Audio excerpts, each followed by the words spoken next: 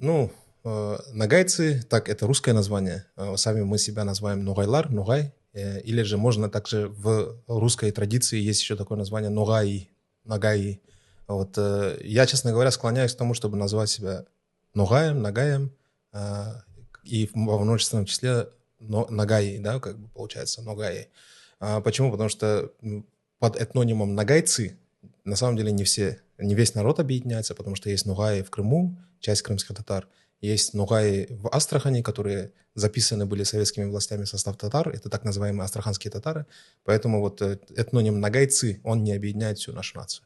Это народ, тюркоязычный народ, тюркоязычный, который был, скажем так, образован из племен, которые проживали в разное время на территории так называемых южно-русских степей, которые в исторической науке называются Дэшти-Кипчаком, точнее западным Дэшти-Кипчаком, да, вот так, примерно от реки Эмба до реки Дунай, вот эта вот территория.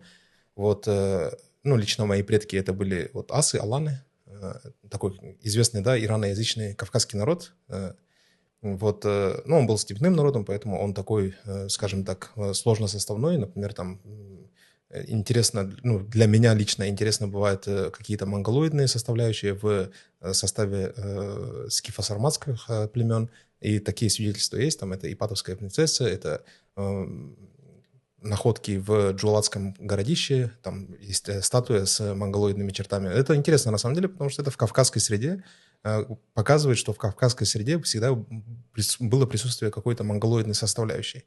Это важно для нас, как для народа тоже, потому что мы, ногайлар, ногай, мы являемся единственным таким, скажем так, смешанным, но с преобладанием монголоидной составляющей на Кавказе, среди кавказских народов. Вот. И вот из разных племен, вот, например, моя супруга, она из половцев, из кипчаков, вот, я из Алан, получается, из рода Ас, и есть, например, там потомки печенегов, сарматов, сираки, это рядом с миотами жили, другие вот племена, которые в разное время там жили. Можно сказать, что это наслоение еще с там проиндоевропейцев до прихода вот этих золотоордынских племен, которые являлись монголами, вот до этих вот. То есть это все наслоение вот такое. Из этих народов и образовались нугаи.